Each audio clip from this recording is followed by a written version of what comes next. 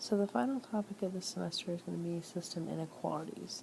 So we looked at inequalities just the last time, and those are the ones where we had things like less than or equal to, greater than or greater than or equal to, and it determined whether we had a dashed line, a solid line, whether we shaded up or we shaded down.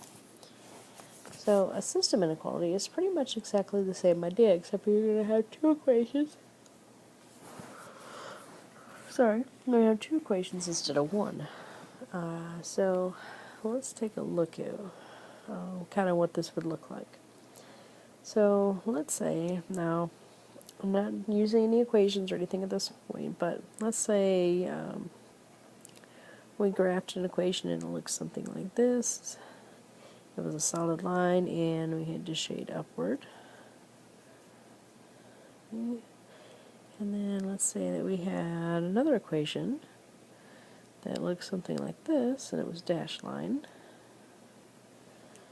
And let me change colors here real quick.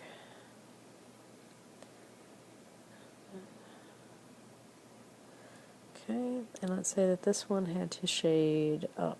Let's say. So we go this direction. Well, the solution to a system is where both of those shaded colors overlap. So when you see your homework, let's say, is all completely multiple choice, just like it will be on the exam. So you're not going to have to hand draw them, you have to figure out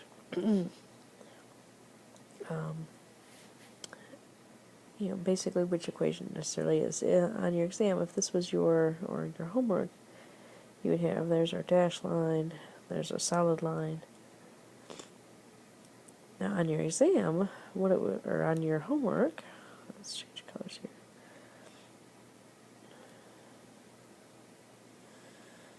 It would look something like this. So it would only have where they're both shaded in together. Okay, so it would look something like that. So it's not going to have, as your final solutions when you guys are going through and picking, that's going to have both of them in different shaded areas. It's going to have just the overlapped area. Okay, so let's go through and actually look at some real problems to them. Alright, so let's say I have, oops, sorry, I forgot I'm still in that color. Let's say y is less than 2x plus 1, and y is greater than or equal to negative 3x minus 1. Okay? Alright, so I'm going to switch the background on here and make a coordinate plane. Let's use that. Okay.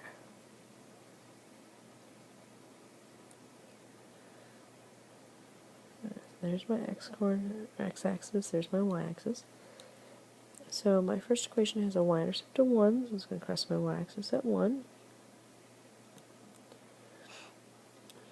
I can get it to draw, there it goes. And it has a slope of 2, so I'm going to up 2 and over 1, so it's going to put a dot here. Up 2 over 1, it's going to dot right here. Down 2 over 1.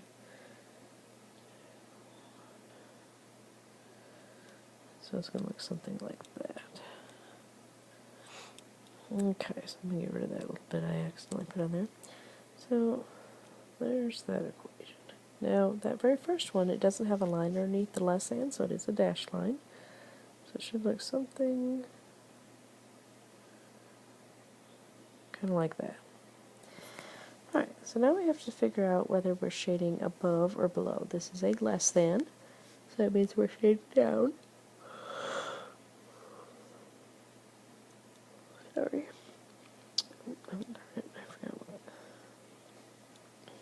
Okay, so it means we're shading downwards. It's going to be something like this. Okay. Now we move on to our second equation. This one has a y-intercept at negative 1. It's going to cross my axis at negative 1. So up at negative 3, so I have to go down 3 and over 1.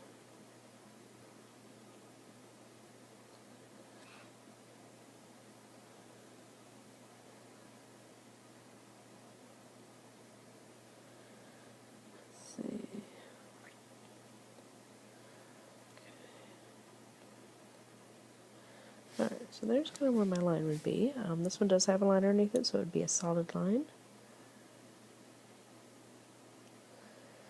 And this one is a greater than, so it means that we're going to shade above that line. I'm going to go through and change my color for a minute. Let's see, let's try this. So since it's greater than, it means I'm going to be shading above the line. So it's going to be here. Now again, the place where they're both shaded is considered the solution to these. So I'm going to go through, let's do this. Okay, so the area that they're both shaded, I'm going to put in blue. This is your solution to the system. Okay, wherever it's in blue. And technically that goes forever. Now remember, you're not going to have to go through and hand draw these on the exam or anything. You just have to be able to find them and match them up with the equations. So these two equations were both already in slope-intercept form. Some of your equations necessarily are in standard form or, well, really any other form as well. So if you need anything from this one, go ahead and get it. I'm going to clear off the screen. Alright, so let's say that we had negative 2x plus 3y is less than 6. And let's say that the equation is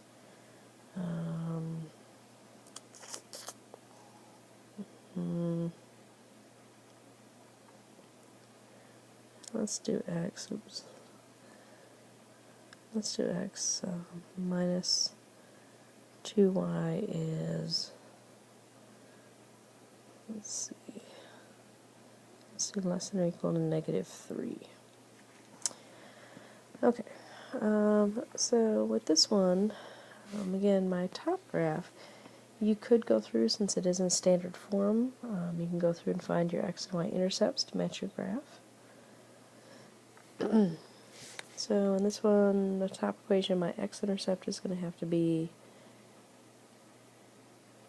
positive 3. So it's going to cross my x. No, it's going to cross my x-axis at negative 3. Alright, so let me fix that real quick. So what I'm doing is I'm looking at this equation. I'm looking at negative 2x plus 3y is less than 6. I want to go through and find my x-intercept. So remember, to find your x-intercept, you basically cover up the y term, which is going to leave me with negative 2x less than 6. And when I go through and solve for that, I get x is greater than negative 3, because I have to go through and divide by negative 2, which flips my sign. But either way, it's going to cross my x-axis at negative 3, and it's going to cross my y-axis at 2. Okay. And when I look at the sign, I'm dealing with a less than symbol, so I'm going to definitely have a shaded or a dashed line. Alright. So now I have to determine if I'm shading up or if I'm shading down. Well, you can go through and get this equation in y equals form if you want to. So I'm going to erase what I have down over here. So remember, I showed you a couple different ways you can do this, or the last time that you looked at inequalities. You can either get the equation in y equals, as long as your y is first. If it's less than, you can shade down. If it's greater than, you can shade up. So this one was negative 2x plus 3y is less than 6. We could add 2x to both sides. So I get 3y is less than 2x plus 6. Divide by 3. So y is less than 2/3 x plus 2. Alright, so with this one, I know that I'm dealing with a less than, so I know that this one is going to shade downward. So let me shade that one in there. So that means I'm shading this direction. Alright, now for my second equation, again, I could go through and use x-intercepts if I wanted to. I could get this thing in y equals if I want to. It's kind of up to you, really, whatever it is that you see easier. So I'm going to clear off some of this work here at the bottom.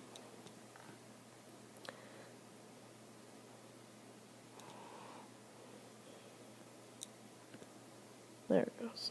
Sorry, I wasn't wanting to erase off there. So this one is x minus 2y is less than or equal to negative 3.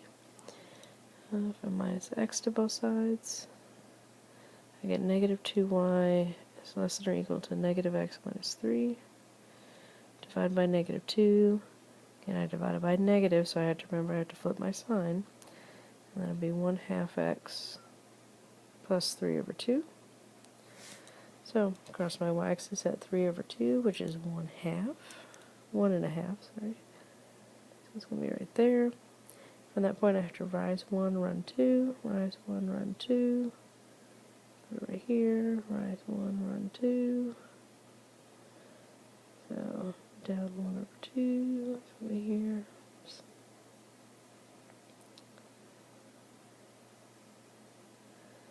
Okay, kind of right there. I know this is going to be a solid line for this one, just by looking at my signs. Okay, and it is a greater than, so it means that I'm shading up. So above my solid line, I know that I'm going to have to shade upward. So if I shade upward on here, and this one, the area in which they both overlap, I'm going to put in a darker color. The area that they're both going to overlap is what I have here in blue. So that's the solution to my system, or my inequality of systems. Okay. So I only gave you 5 questions on them. They're all matching. They're all multiple choice. If you need help with them, just let me know. But again, you can go through and you can get them in y equals and match them up. Also make sure that you look at the signs. So for this one, for example, I have a less than and I have a less than or equal to. So I know that I'm going to have one dashed line and one solid line. And sometimes with these questions you can start eliminating choices because of that.